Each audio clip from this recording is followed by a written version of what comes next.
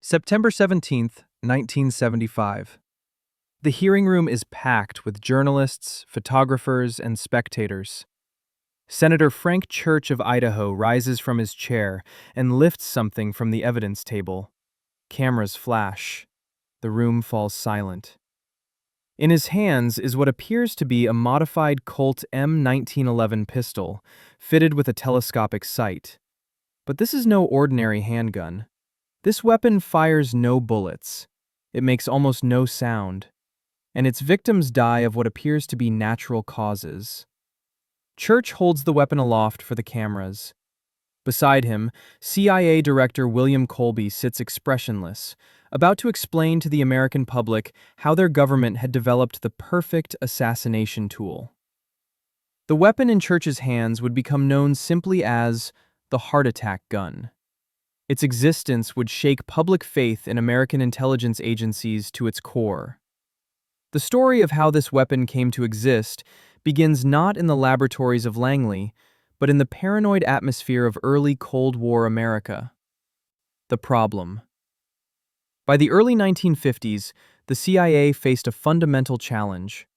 The agency had been tasked with eliminating threats to American interests around the world, including foreign leaders deemed hostile to the United States, Fidel Castro of Cuba, Patrice Lumumba of the Congo, Rafael Trujillo of the Dominican Republic. The list grew longer each year. But assassination is a messy business. Bullets leave ballistic evidence. Poison can be detected in autopsies. Explosives create witnesses. Every method left traces that could be tied back to the United States, potentially sparking international incidents or even war. What the agency needed was something that had never existed before, a weapon that could kill without leaving any evidence of foul play, a weapon whose victims would appear to have died of entirely natural causes, a weapon so sophisticated that even a trained medical examiner would find nothing suspicious. In 1952, the CIA launched a top-secret research program codenamed MK-NAOMI. Its mission was to develop biological and chemical weapons for covert operations. The program operated in coordination with the United States Army Chemical Corps at Fort Detrick, Maryland. Among the scientists assigned to the project was Mary Embry, a researcher who had started her CIA career as a secretary before being promoted to the Technical Services Department. Embry was given a specific assignment: find a poison that would induce a heart attack in its victim, but would be completely undetectable in a post-mortem examination. The poison had to kill quickly, leave no traces in the bloodstream, and produce symptoms consistent with cardiac arrest. The solution. Embry's research led her to an unlikely source: shellfish. Specifically, shellfish that had consumed toxic algae blooms. These creatures accumulated a substance called saxitoxin, one of the most potent natural toxins known to science. Saxitoxin is classified today as a Schedule I chemical warfare agent. A lethal dose for humans is estimated at merely 0.57 milligrams when ingested. To put that in perspective, a single grain of table salt weighs approximately 60 milligrams. The amount of saxitoxin needed to kill a human being is roughly 100 times smaller than a grain of salt. The toxin works by shutting down the entire nervous system.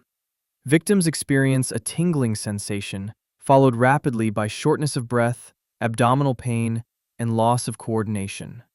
Paralysis sets in within minutes.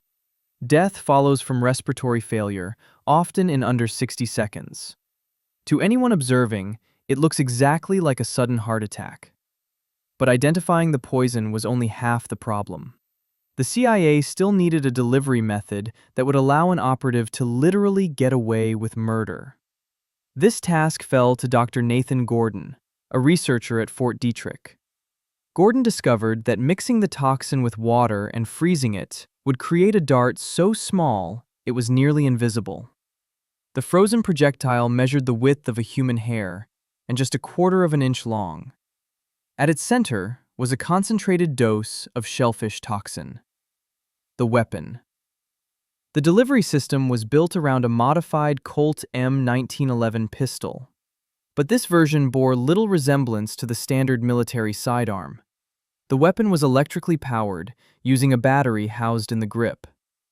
Instead of firing bullets propelled by gunpowder, it used a near-silent electrical mechanism to launch the frozen dart at extremely high velocity.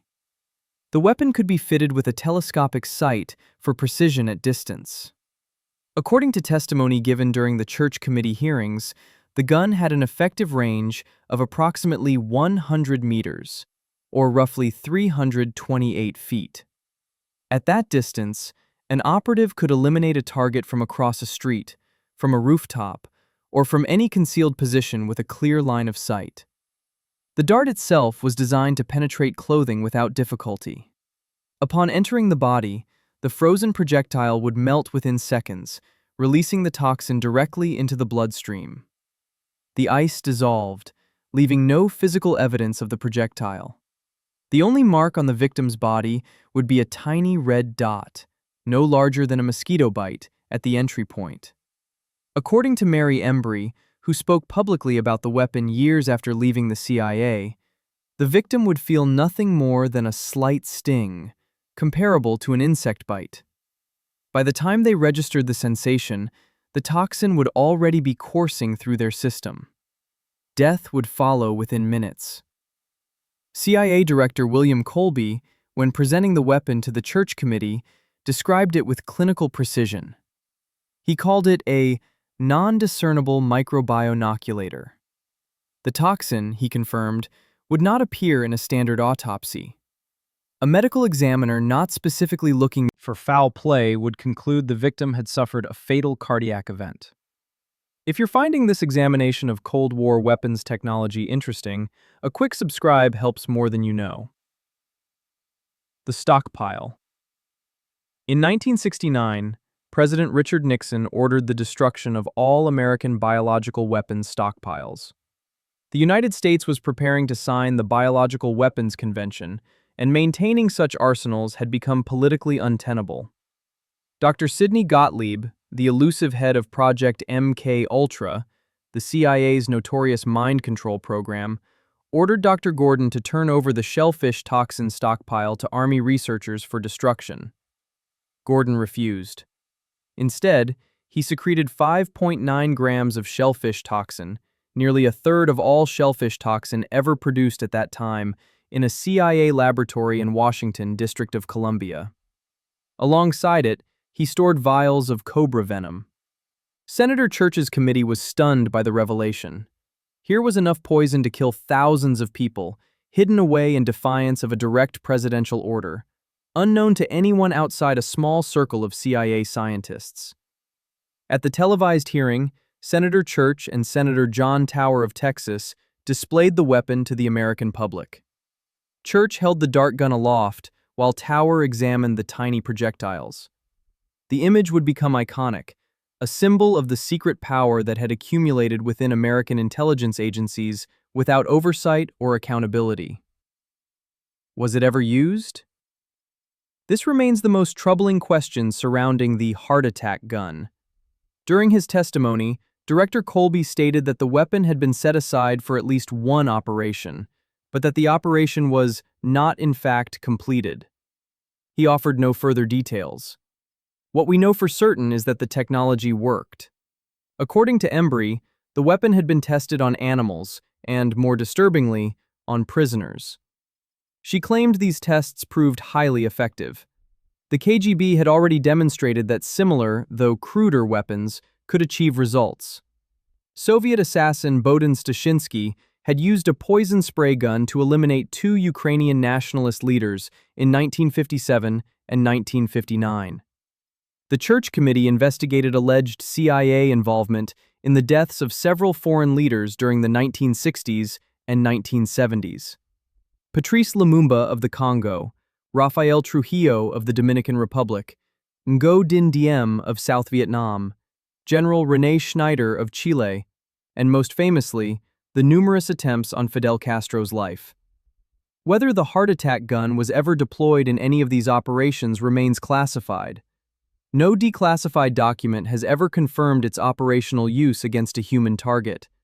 But the very fact that such a weapon existed, that it worked, and that the agency maintained stockpiles of the toxin for years after being ordered to destroy them speaks to a darker reality of Cold War intelligence operations. The aftermath. The Church Committee's revelations about the heart attack gun and other CIA activities led to sweeping reforms in American intelligence oversight. In 1976, President Gerald Ford signed Executive Order 11905, which explicitly forbade any employee of the United States government to engage in or conspire to engage in political assassination. The order remains in effect today, though subsequent administrations have interpreted its language in various ways, particularly regarding drone strikes and targeted killings of terrorist leaders. What became of the heart attack gun after its single public appearance in 1975 is unknown. Whether it was destroyed, archived, or remains somewhere in the classified depths of Langley has never been disclosed. What we do know is that the technology worked exactly as designed. A weapon that could kill silently, at distance, leaving no evidence that murder had occurred. The victims would simply appear to have died of natural causes. Their families would grieve, funerals would be held, and somewhere, an operative would file a mission report marked for the highest classification. The heart attack gun remains perhaps the most chilling artifact of Cold War ingenuity, not because it was more deadly than nuclear weapons or more destructive than conventional arms, but because it was designed to kill in a way that left no trace, no evidence, no accountability. It was murder, perfected into an instrument of state policy.